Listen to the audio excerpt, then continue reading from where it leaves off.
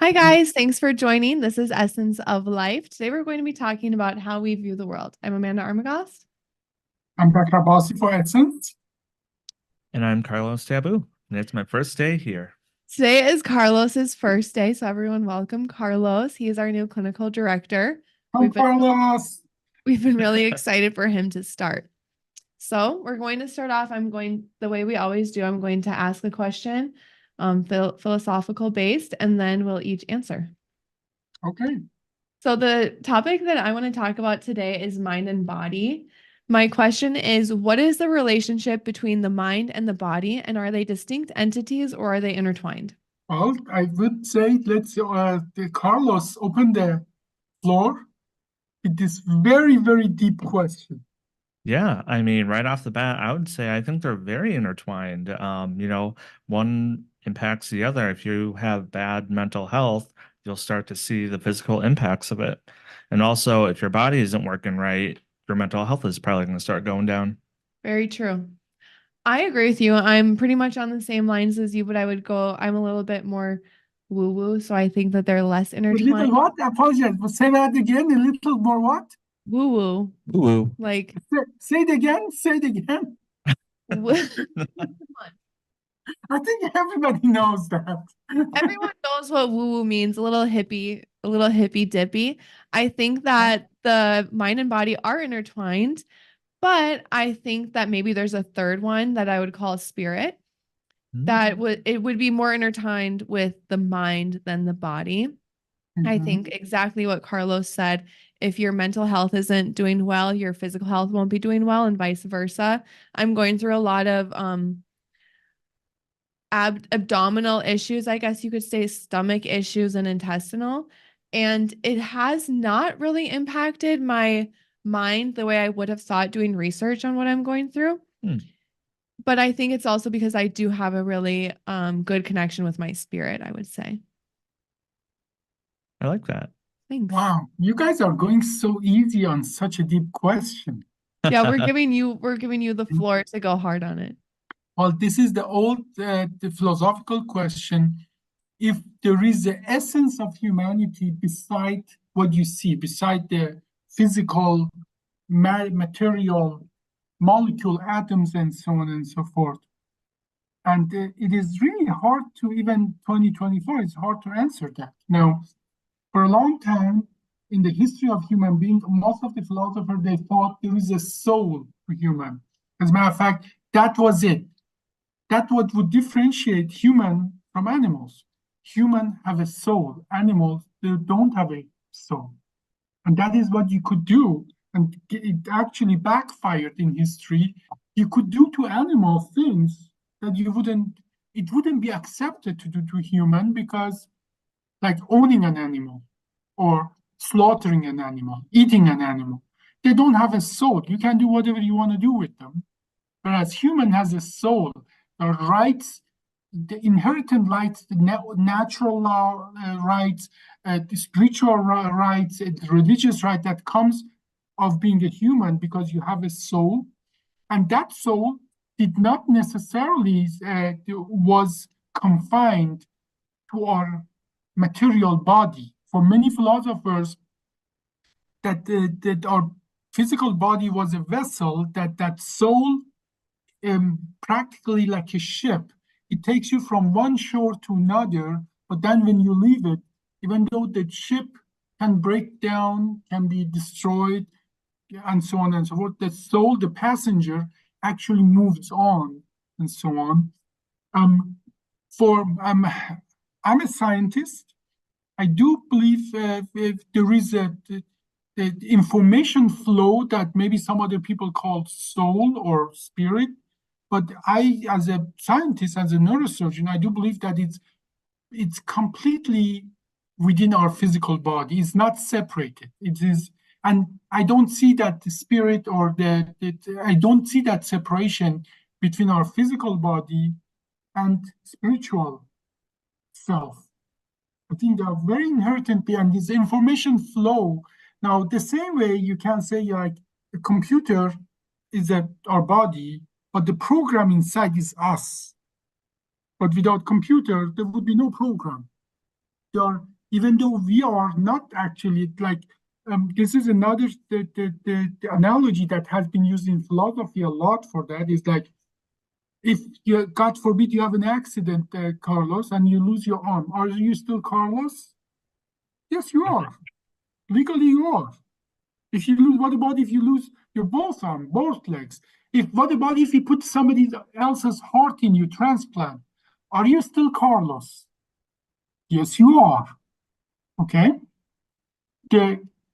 What makes you you is both as a person, as a legal entity, is the practically your personality, your thoughts, your legal relationship to your surrounding. That's what makes you you, and that is still there. If God forbid you have a bad accident and your face burns and all changes, you don't look the same. You're still the same person because the thoughts inside of your head. But it goes even further. What about if you have dementia and you lose most of your personality?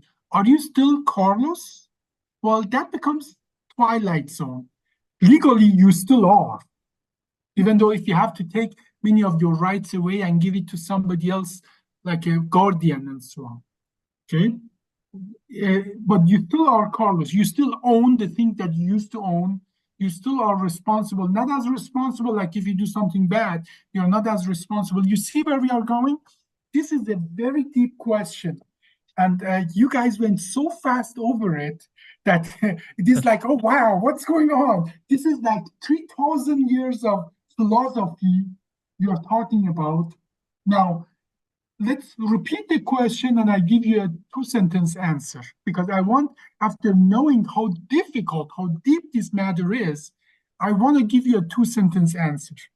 Okay, I actually have a question. So, based on what you were saying, do you mean that without a body, or like without your body, you don't have any type of like spiritual existence? I'm saying that the spiritual existence that you may have if your body is gone is nothing we can measure in any measurable way. Okay. The question was, what is the relationship between the mind and the body, and are they distinct entities or intertwined? I mean, I would literally do not call them intertwined. I would call them exactly the same. Okay. Yeah, I think that all three of us are pretty much I would say on similar pages with that. Although Yeah. I do believe in a spiritual body. Without a spiritual self without the body. That's what you mean. I do believe in a spiritual entity. I think that I've really been into near-death experiences lately. I've listened to a couple of podcasts with a scientist who specializes in near-death experiences. I think he's a psychiatrist or something. He's really into psychology, and he interviews a lot of people after they've had a near-death experience and talks about how they kind of went through a whole different experience that is just unworldly. And then when they do come back to Earth, they have a hard time coping with the fact that they have to be here on Earth because what they were experiencing when they were passing was so pure and relaxing. So things like that, when I hear about things like that, it really makes me believe in a spiritual entity and makes me feel like maybe if your mind and your body are one thing, your spirit or your soul could be another thing. There's another book that I read, Touching Heaven. It's by a cardiologist. Have you read that book, Carlos? I know you haven't read that book, but I've told you you should read that book. A cardiologist, and he talks about a cardiologist surgeon. He talks about some experiences. One that really stuck out was he was doing surgery on this older man, and something happened to the electricity in the room, and the doctor had to climb. The man was passing. The doctor had to climb underneath the table to plug in something for his tools, his bed. I don't know what it was, but it made the guy stay alive. Later, like a week later, the man who almost passed away saw his doctor in the hallway and attacked him and said, "Why did you save my life?" And the man said that he was floating above his own body and he saw the doctor climb underneath the table. And the man explained, like, literally described everything. he said, I saw you climb under the table and plug that thing in. Why did you save my life? I was really ready to pass. And the doctor just was explaining his feelings, his conflicting feelings with that patient. So things like that make me feel like maybe we do have a soul. And I think you should read that book. Not because I want to change your mind, but I think you would like that book. Now, I think we should do better than that. We should do a science of near-death experience. Put it on their schedule to talk about it in a separate podcast, because we don't have to invent that. This has been a subject not only in philosophy but in science and medicine for a long time. There is a good body of information that I think is beyond this podcast.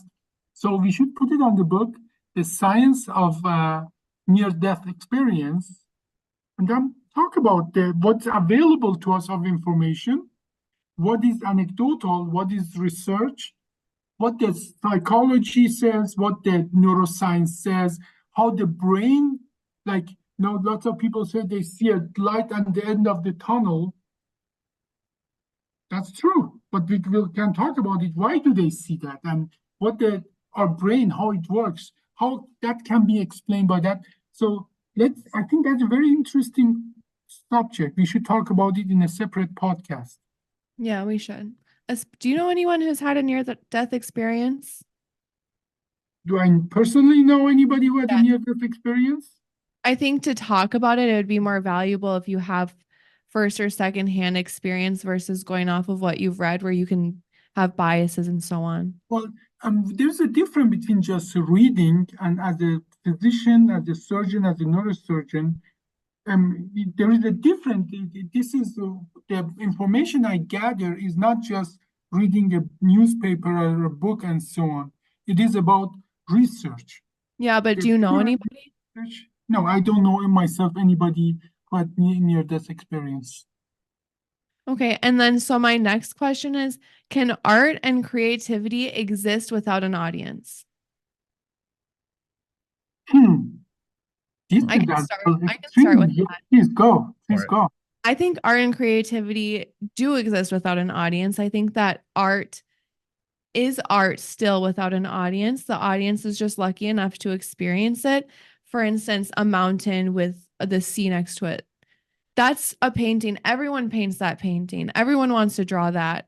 It's recreated a million times, but it's not created by humans. It just exists. That is just art in itself. Or things like communication, like love. You're not doing that for an audience. You're doing it because it feels good for you or it feels good for someone else. And I think that in itself is art. Or just like doing anything that you enjoy doing can be art, and you don't have to do it for someone else. I paint all the time, and I just paint over my paintings a million times. But may I challenge you, Satan? You are your own audience? Yeah, you can be your own audience, but for my first example, you don't need an audience. It's just existing. Like what? Give me one. The one I just said, the mountains with the ocean. Mountains are art in themselves, or like landscape. Landscape is art in itself. You don't need an audience to have that exist. It's not existing for you. It's existing and you're enjoying it. Yeah, well, they're existing for you to enjoy them. No, they're not. They're existing because it's nature. And if no human ever goes to an island, does the island not exist? For all practical purpose, yeah. Legally, the island doesn't exist. So if you fly over an island, are you literally telling me that if you fly over an island that has no humans on it, it doesn't exist? Well, if I'm flying over it, I'm seeing it. But you're not seeing the beauty of it. You're seeing the land from 1,000 feet. You're not seeing it. And the island is not a work of art for me. It's a legal geographic entity for me. Well, that's your answer to the question, and I have mine. This isn't about legality. This is about art. Yeah. Our art is in the eyes of beholder. Have you heard that phrase? I'm sure everybody has heard that. I definitely agree. Yeah. Who's the beholder? Well, I guess it'd have to be person. someone. But it doesn't have to be a person. Okay. It's like if So, a tree falls in the forest, does it make a sound? It still makes a sound. You don't need to be there for it to make a sound. okay, yeah, that is another analogy. So, Carlos, what do you think about Well, this?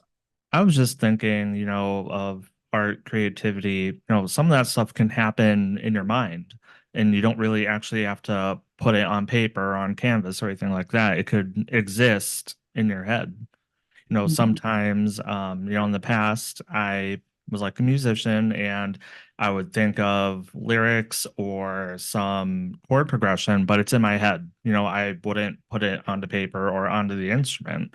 So at that point, am I really an audience of something that is just creatively existing in my mind?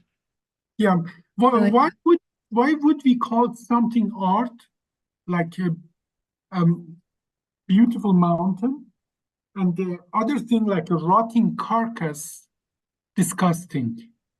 Why is one art and the other is disgusting? Well, it's all about perspective. Not everyone thinks like I've recently seen one of the most disturbing images I've ever seen in my life, and someone found a way to turn that image into art. So Mhm. it's all about the perspective because art a lot of times has a message. Art doesn't need to be beautiful to be art. You can have very depressing things be art. I Art want is to know what that is. That can you describe it? you I don't know if I should. Well, I mean, that's very intrigued, that, but I think you, It was a photo of a child who was zip tied uh, and yeah, and yeah, run over with a tank oh, yeah. live. Well, let's come back to our original question. Certainly, that's horrible thing that you just described. What I'm saying is that's one of the most disgusting, horrible things. But people can use that to make art out of it and make a movement or make a message. So then someone took that image and made it out of flowers, only flowers. Mhm. So now it's art. Yeah. No, well, what I was referring to is that why the mountains are beautiful and a rotting carcass is disgusting is because we as humans give them those values. For a hyena who is hungry, the rotting carcass is beautiful. True. True. So, as long as you bring life into something, the life defines, and it can define for one thing, one way. One life can just say the rotting carcass is disgusting. The other life says rotting carcass is all I'm craving. And so, bringing that perspective in the game is actually what I think makes art or anything, as a matter of fact. That you remember you said if the branch breaks in the forest and nobody listened to it, did it still broke? Mhm. No. Again, I think we here or don't have enough time to go to the depth of this, what this question is. There is a so-called Copenhagen interpretation in the quantum physics. Let me explain it to you. Everything is a wave, like an atom, an electron is a wave. But when we look at it, it becomes a real thing. A wave is not a real thing, but when we look at it, it becomes a real thing. And the Copenhagen interpretation, which is popularized by certain, especially like Bohr and so on, reports that um, everything in nature, everything in the physical existence is only exists when we look at it. Hence, Einstein says, I want to believe that moon is still there if I don't look at it. So this is a deep thing. Again, you're throwing up a question just casually there that has so much deeper kind of meaning. If you can follow it so much deeper. So probably I do believe if a branch breaks in the forest and nobody listened to it, it's still broke and still the sound is still there.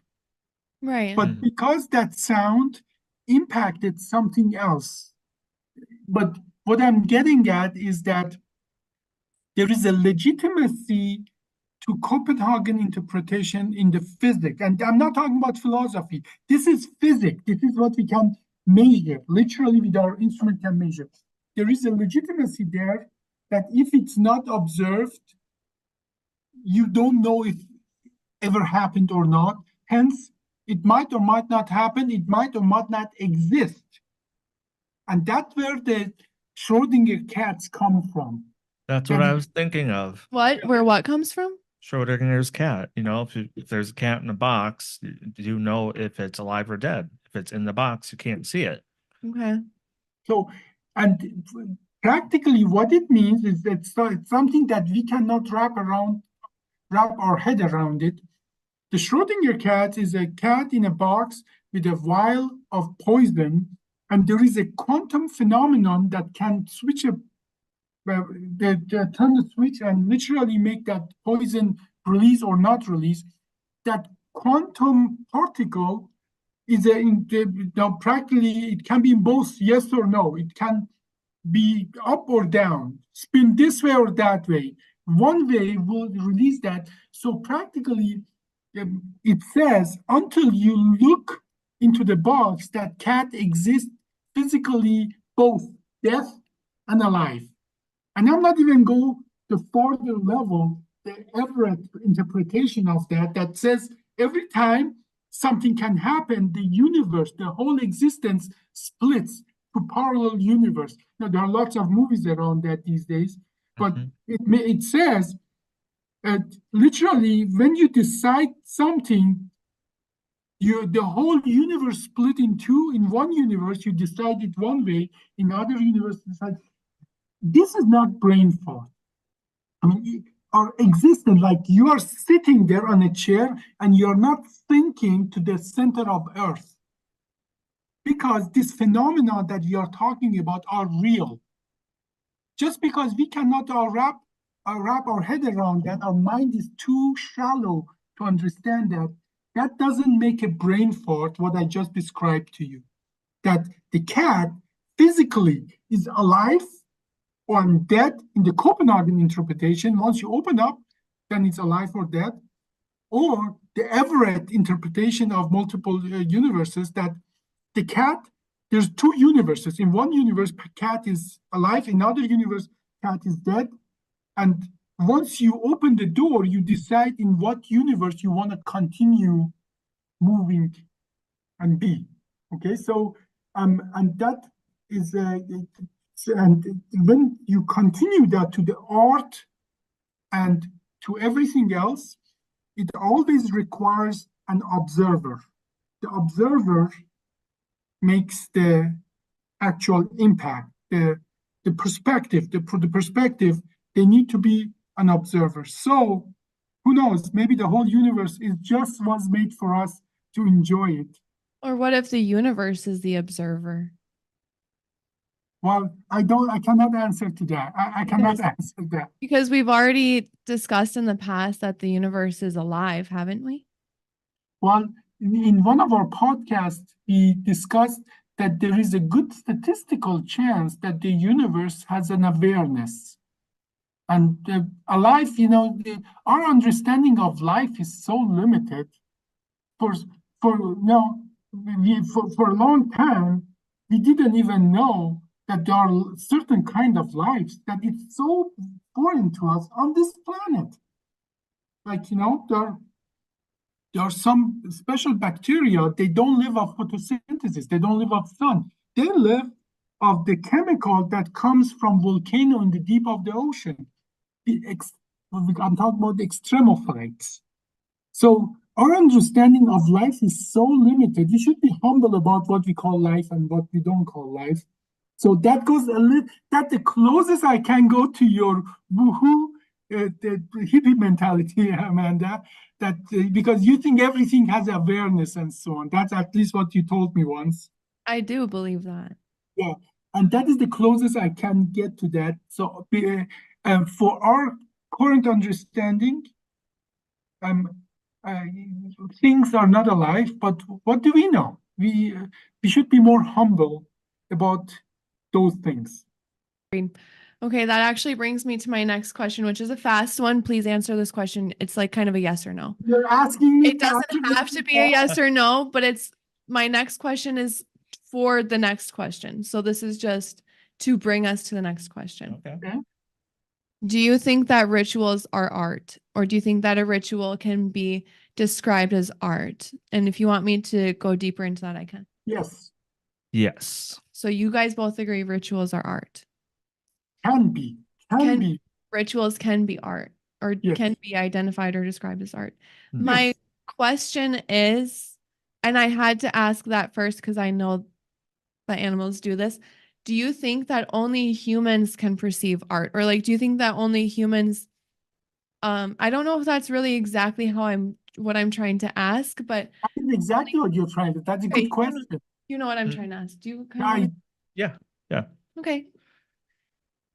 Ooh. If you want me to start, I can. And I think that animals do have art. I think that, or non-humans, I think that everything experiences art, or everything perceives art.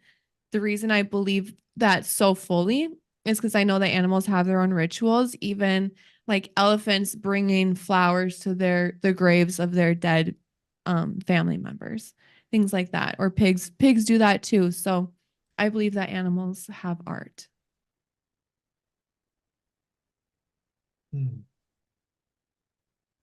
I definitely agree with that. And I just keep thinking about my dog, how, we interact with him as if he's human. Yep. We tell him, all right, it's time to go to bed, or, it's dinner time. And yes, he can understand the words, maybe words means actions to him. But, he has his own daily type of rituals. Like he knows his own schedule throughout the day and stuff. And when we watch TV, there are certain sceneries that pop up. When you have like a screensaver screen popped up, and he will just watch it.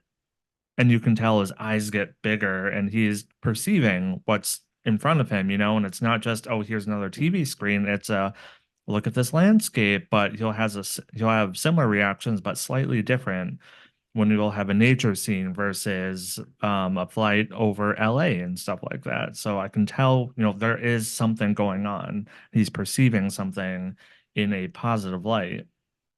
Okay, I like that because I was thinking about my dog too when I was asking the question. And I was thinking, does she like when I take her on a walk some places versus other places? Because I know when we have our walk, she kind of prefers certain directions, but it's because she wants to walk past the park so she can smell the garbage and all the other things. So I was thinking, like, does Lily like art? Like, does Lily want me to put certain things in the house? I have been putting more blue in my house because I know dogs can see blue. So I'm trying to give her a more artistic environment. I'm happy that you agree with me. What do you think? Well, as usual, I cannot just give a short, straight answer to anything. This is the long one. You can do long on this. So, I'm going to tell you a personal story. One of the things my father and I used to do together and bond together was watching nature documentaries. In Persian, they're called, translated, Raz Baqa, or Secret of Life. And that was one of his favorite things in the whole world to do. Watch documentaries about life, about animals, about different animals. And he was obviously very excited about the lions and so on, but anything, he would just gobble it up, and I would see in his face how interested he was in the secret of life. The secret of life should not be a secret at all. It is available every time you walk out and you see a bird, you see your dog, you see your cat. It is life that's all around you. You eat life, you walk in the life, and once you start looking at life, animal, or human, and once you start looking there, you see everything that we are doing is not qualitative different than what animals do, it's quantitative different than what animals do. Like, let's start with something like that. We think we are smart, right? Well, we are smarter than animals, but animals have the same thing, but not to the extent it's not a qualitative. Obviously, once something qualitative, quantitative is so much more, it appears to be qualitative different. Like we think we are so much smarter that we have language. Not true. Lots of the animals have language. They communicate with each other. Even my chickens have language. I know for sure that they do because I hear them talking to each other and I can tell like they are communicating. They're saying certain things. But it goes further. Like, we know now that before we started having voice language, we start having sign language, human. Mhm. And now once we discovered that that's the case, now when we go back and see the chimps and the orangutans and gorillas, they have sign language. Why don't they have regular language? Because they don't have the apparatus, they don't have epiglottis, and they cannot produce all the variation of the voices and sounds that human produce. So human started actually with the sign language, and then we had the better tool, our larynx developed, we can produce better, like we have operas for a reason, because our voices, we can variate it so much in so many different ways. Then we had a better tool than our voice. Now, when we lose our voice, we return back to our sign language, okay? But if you know that you understand that we came from the same path, now when we go back, all of a sudden it was all in front of us. We have been observing them for such a long time, but now we understand they do have language. Let's talk about another thing, ritual, death ritual. Once you observe that, even crows have death ritual. Even crows. Yeah. Now, you go and watch any of those Secret of Life or nature documentaries, you see the birds, they literally decorate their nest. As a matter of fact, for many birds, female birds, that's how they choose their mate. If you have a messy nest, if you don't have a beautiful nest, they're not going to mate with you. Like a messy apartment. Right. Yeah. No, it gets even better. The penguins, for example, they're supposed to gather pebbles. Mm-hmm. Okay? It is completely ritualistic. That's what we consider. Maybe it had a reason at some point that maybe their feet weren't warm enough and they instead of ice, they had to have pebble and so on. But even human rituals, they had a reason. Eventually, sometimes that reason goes away and we still continue doing that. And again, all of that process, doing something for a reason and then doing it just because we have been doing it, it's a path that exists in the human, exists in the animal, and it's a quantitative, not qualitative path. Anything you do, including art, ritual, and anything that goes with that. Now, the beautiful part of it is that it does not take that long to create those rituals as people think. There's a good study, psychological study, and you can go and look it up, and it's amazing. So the premise of the ritual is there is three people who are trained, they're actors, and there's an interview. And these three people are writing something on a form for hiring and so on. And there is always a click in the room. Every time they hear a click, they stand up. They hear the click again, they sit down. And then the fourth person comes in. 9 out of 10 times, these are three actors. They always do that. Okay?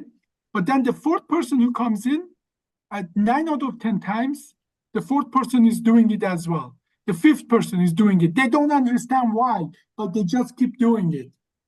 Now, then the examiners, the people who do the test, then one by one, they remove the original actors.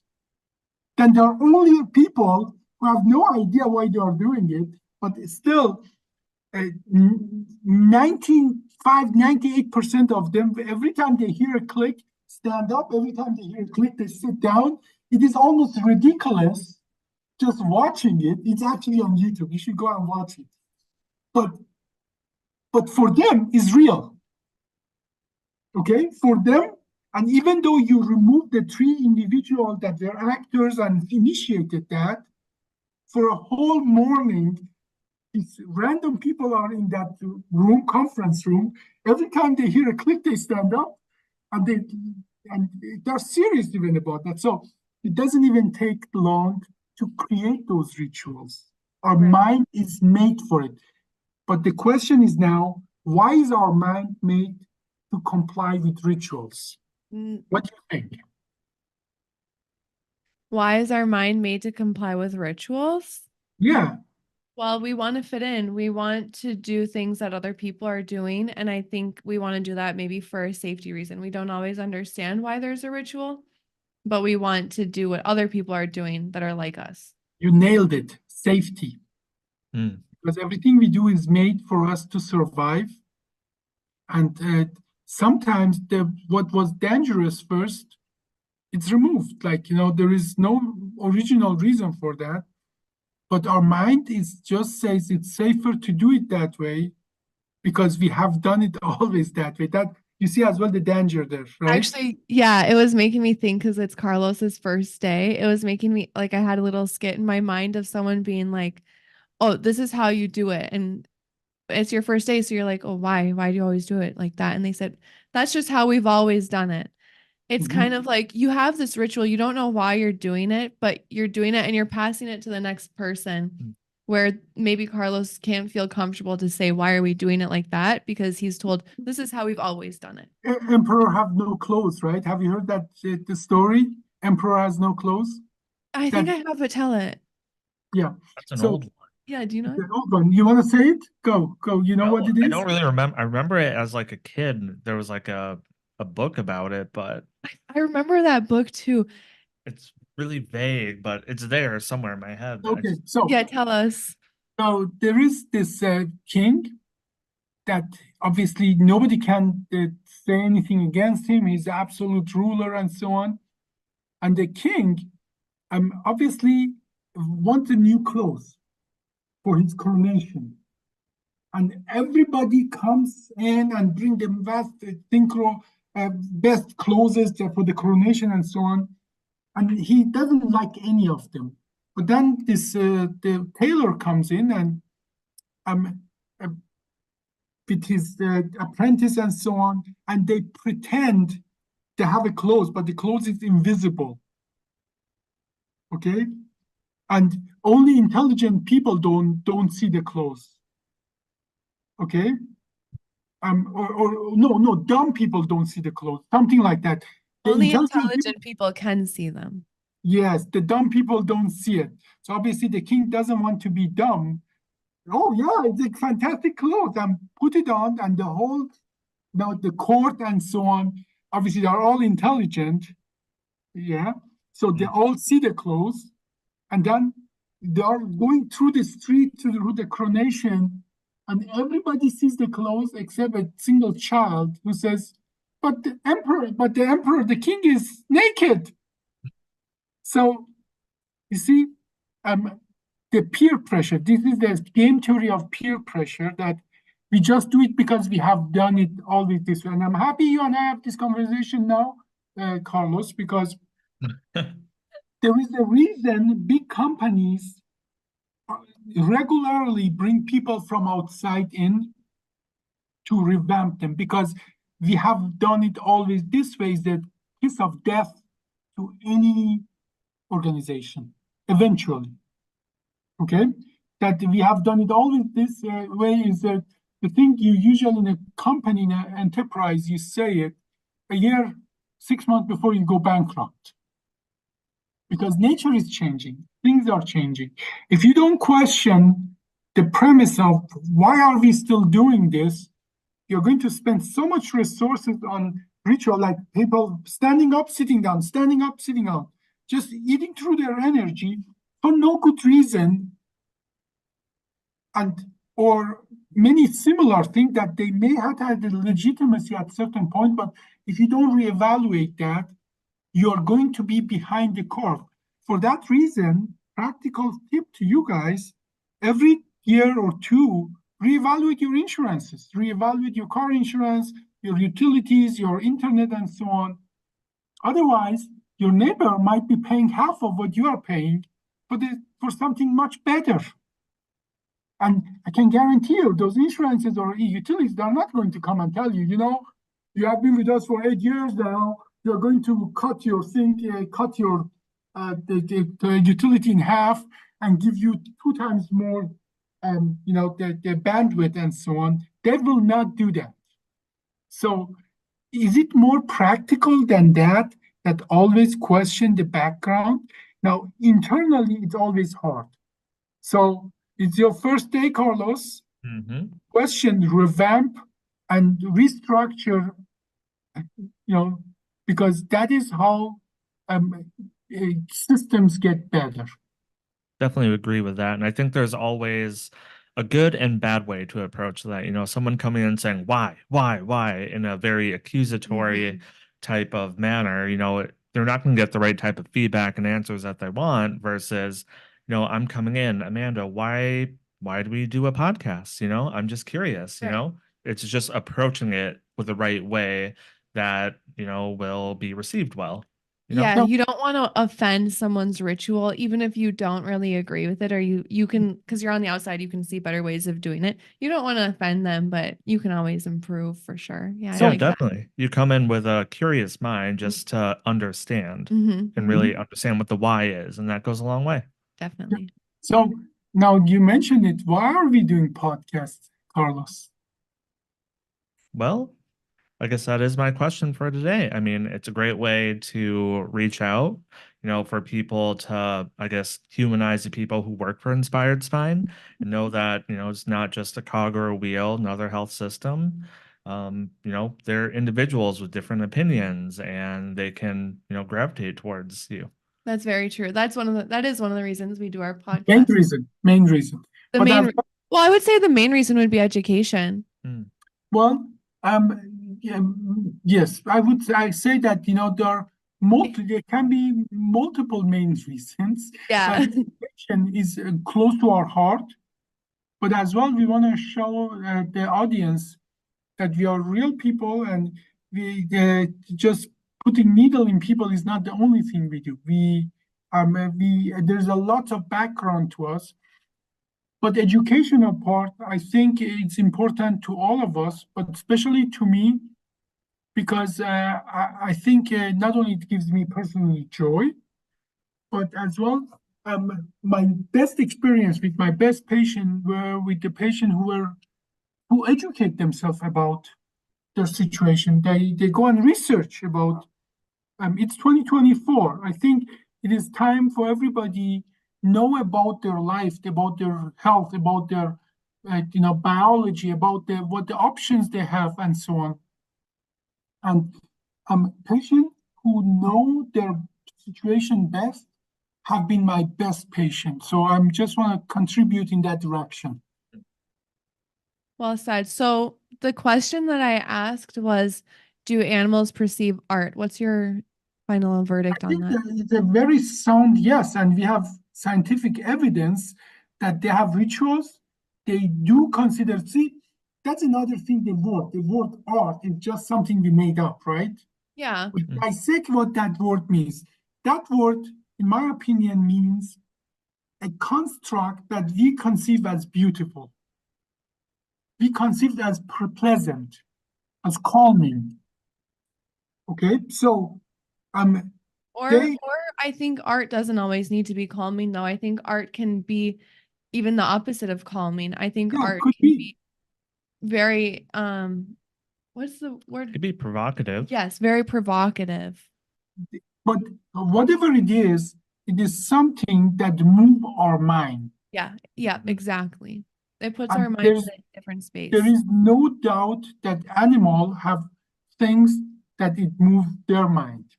And even if that mind thing is, oh, you have a nice nest, I'm going to mate with you and make babies. Or, some animals, they take things from the ground and put in their feather to make their feather bigger. This is no different than the human. They put eyelashes on, or they put some makeup on themselves and so on. So we the didn't make it up. We did not make it up. It always have existed in animal kingdom.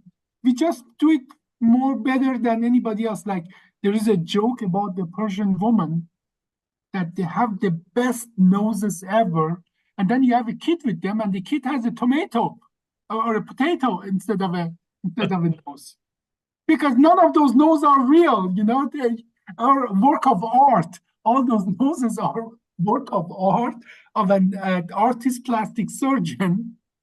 So what I'm getting at is that that there's a practical reason for those things we are doing. We have a better mate, like the birds that don't have a nice nest. Male birds that don't have a nice, very decorative nest have less chance of propagating. And in human, we take it to a different level, but that different level is, again, it's quantitative, not qualitative. And it was a big deal, especially coming back to our first question. Animal, do they have souls or do they not have souls? If you take it the old traditional way, you say, no, they don't have a soul, they are property. We can do whatever we want to do with them. But if you take it as a yes, they have intelligence, they have awareness, they have language. All of a sudden, this is not like a dichotomy, human versus animal. We become guardian of animal rather than just master and the torturer of animals. Okay, so this conversation can have practical impact on our lives. Wonderful. Do you want to close out, or do you want one more question? Well, I think we are getting close here. I think if you start another thing, I'm not sure if I can stop before 6 p.m. Okay. Thank you guys for watching. This was Essence of Life. Today we talked about how we see the world. I'm Amanda Armagost. I'm Dr. Abbasi for Essence. And I'm Carlos Taboo. Thanks for watching. Have a good day, guys.